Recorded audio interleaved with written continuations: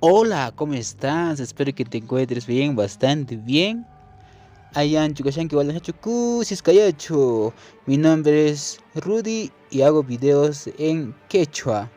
El día de hoy aprenderás a decir Te Walking Dead en quechua. Sí, lo que ves este película. Yo sé que mayoría de las personas conocen esta serie, pero no saben el nombre mayoría, el significado, o sea, el nombre en quechua de esta película.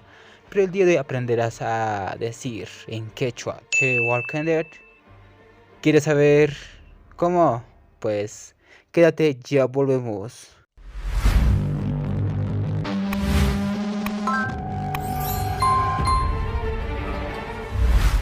Ya estamos de vuelta ya. El día de hoy vamos a ir directo al grano.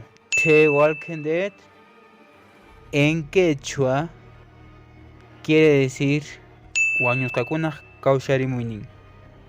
Wañuskakuna Kausharimuinin.